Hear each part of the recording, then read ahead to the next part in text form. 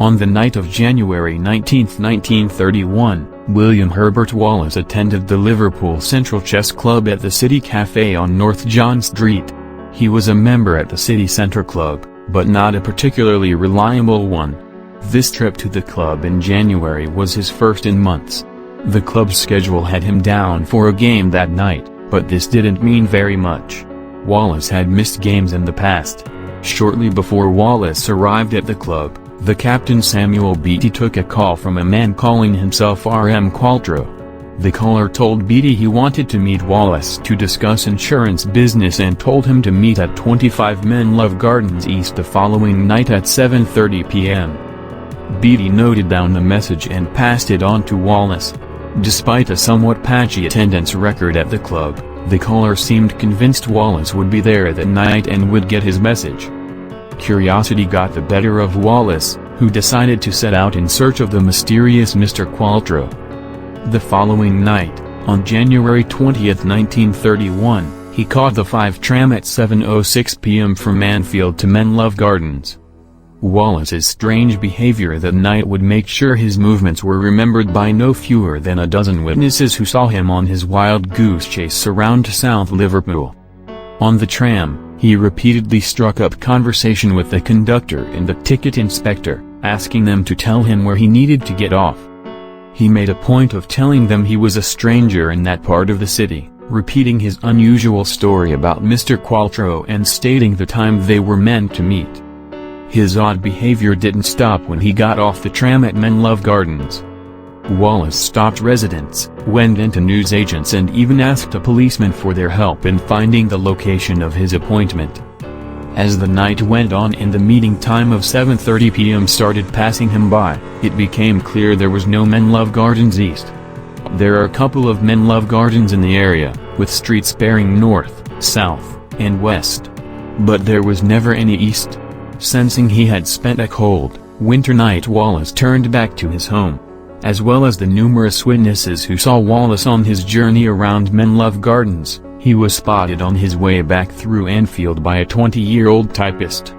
Lillian Hall said she saw Wallace at around 8:35 p.m. talking to another man on Richmond Road, close to his home on Wolverton Street. At around 8:45 p.m., John and Florence Johnston spotted their neighbor William Herbert Wallace stuck outside his home at 29 Wolverton Street. He looked out of sorts, and when the couple stopped to see what was going on, he told them the front and back doors of the house wouldn't open. Claiming the locks on the house wouldn't budge, a confused and concerned Wallace asked his neighbors, "Have you heard anything unusual tonight?"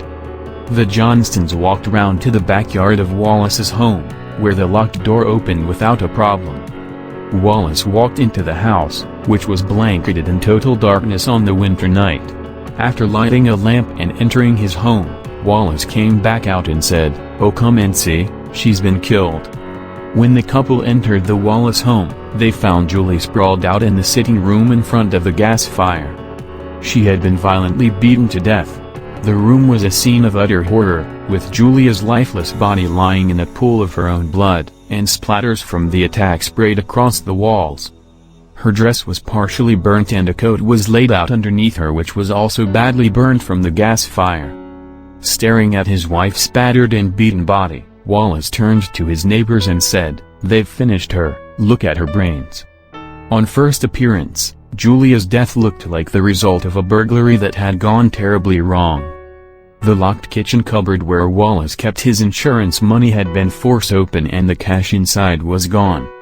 However, nothing else in the house had been taken, including Julia's handbag, which was left inside totally undisturbed.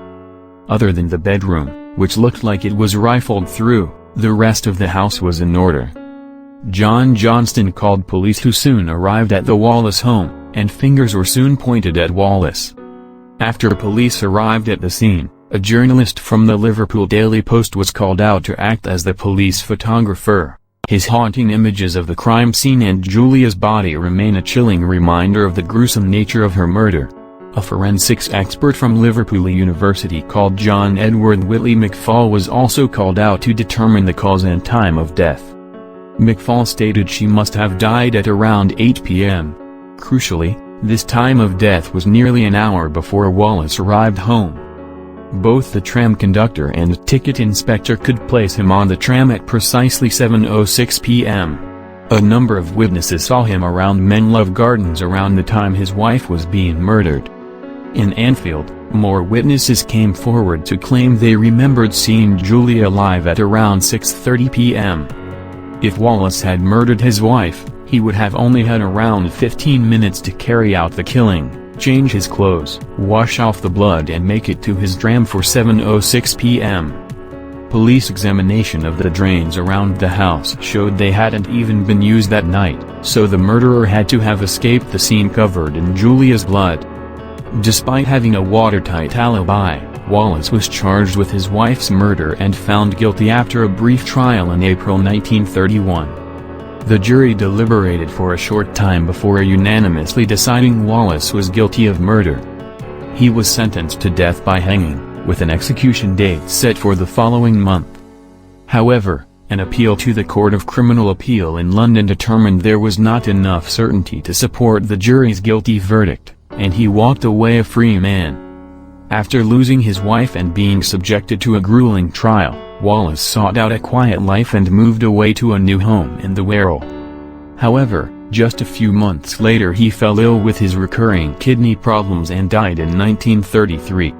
Since Wallace's death, the case of Julia's murder has never been solved. There are many theories and stories about this incident, but no one knows the reality. It is still an unsolved mystery.